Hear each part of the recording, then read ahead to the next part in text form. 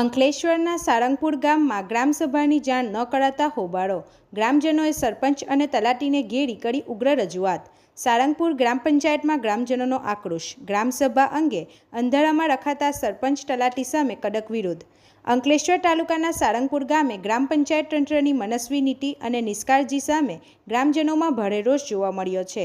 ગઈકાલે સાળંગપુર ગ્રામ પંચાયત દ્વારા નિયમ મુજબ ગ્રામસભાનું આયોજન કરવામાં આવ્યું હતું, પરંતુ આ અંગેની કોઈ જ જાણ કે પૂર્વ સૂચના સામાન્ય ગ્રામજનો સુધી પહોંચાડવામાં આવી ન હતી. ગામના વિકાસ કામો અને પ્રજાલક્ષી મુદ્દાઓ પર ચર્ચા કરવા માટે મહત્વપૂર્ણ એવી આ ગ્રામસભા અંગે ગામ લોકોને અંધારામાં રખાતા આજે સવારે મોટી સંખ્યામાં ગ્રામજનો એકઠા થઈને ગ્રામ પંચાયત કચેરીએ પહોંચ્યા હતા.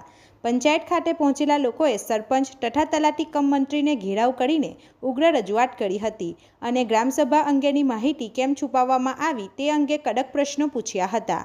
ગ્રામજનોનો આક્ષેપ છે કે પંચાયતના વહીવટકર્તાઓ પોતાની મનમાની ચલાવવા અને ચોક્કસ મુદ્દાઓ પર ચર્ચા ટાળવા માટે આવી રીતે ચૂપચાપ ગ્રામસભા પતાવી દેવાનો પ્રયાસ કરી રહ્યા છે. લોકોએ આક્રોશ વ્યક્ત કરતા જણાવ્યું હતું કે જો ભવિષ્યમાં આ પ્રકારે નિયમોનું ઉલ્લંઘન કરીને અને લોકોને અંધારામાં રાખીને વહીવટ કરવામાં આવશે તો આગામી દિવસોમાં આંદોલનાત્મક કાર્યક્રમો અપનાવવામાં આવશે. આ સમગ્ર મામલે ગ્રામ પંચાયત સંકુલમાં થોડા સમય માટે ભારે અફરાતફરી અને ગરમાગરમ વાતાવરણ સર્જાયું હતું. રિપોર્ટર હુમેદ સૈયદ સાથે ગુજરાત અદ્ભુત ન્યૂઝ ગુજરાતી. મારું નામ મેહુલ કુમાર પ્રભાતભાઈ પટેલ છું અને સાળંગપુર ગામમાં પટેલ ફળિયાનો રહેવાસી છું.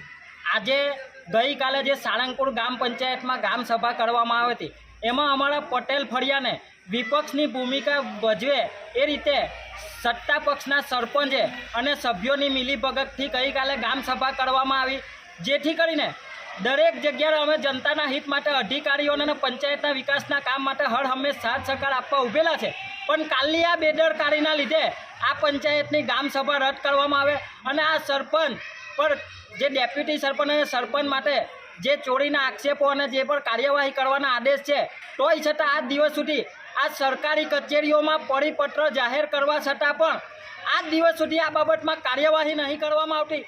એના પર સ્પષ્ટપણે ખબર પડે છે કે આ પંચાયતોમાં અંકલેશ્વર તાલુકામાં તંત્રની ખૂબ બેદરકારી છે, જેના કારણે આજે આ સરપંચોને આ ગામ સભા નાનકડી વસ્તુ અને ગુજરાત સરકારના નિયમોનું ઉલ્લંઘન કરીને જે કરવામાં આવી છે એના પરથી સ્પષ્ટ ખબર પડે છે કે જનતાના હિતના જે પૈસા ટેક્સ વિકાસના કામો માટે ઉપયોગ કરવામાં આવે છે એવી બેદરકારીઓને કરોડો રૂપિયાનું ઉચાપત કરવાનું આ સરપંચો આજે એસીઓની ગાડીઓમાં બેસે છે, જેથી કરીને જિલ્લા કલેક્ટર કચેરી સાહેબશ્રીને, ડીડીઓ સાહેબને અને તાલુકા વિકાસ અધિકારીને, અંકલેશ્વર મામલતદાર સાહેબને, તમામ સરકારી તંત્રને અપીલ અને વિનંતી છે આવી દરેક અંકલેશ્વર તાલુકાની પંચાયત અને આ સાળંગપુર ગામ પંચાયતમાં કડક કાર્યવાહી કરવામાં આવે.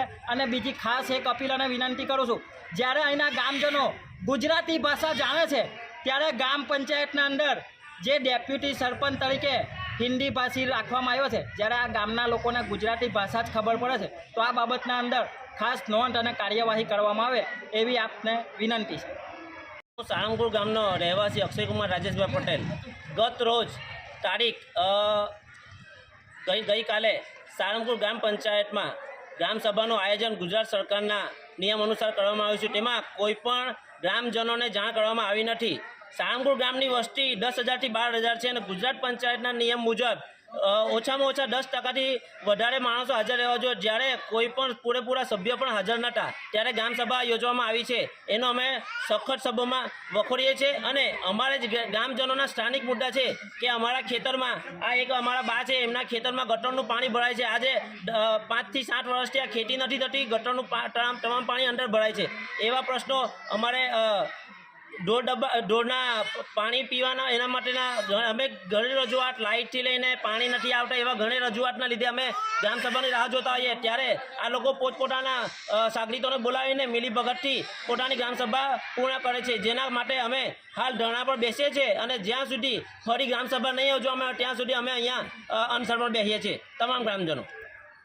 આપણી આસપાસ બનતી ઘટનાના સમાચાર જોવા માટે ગુજરાત અદ્ભુત ન્યૂઝ ગુજરાતીને લાઈક કરો.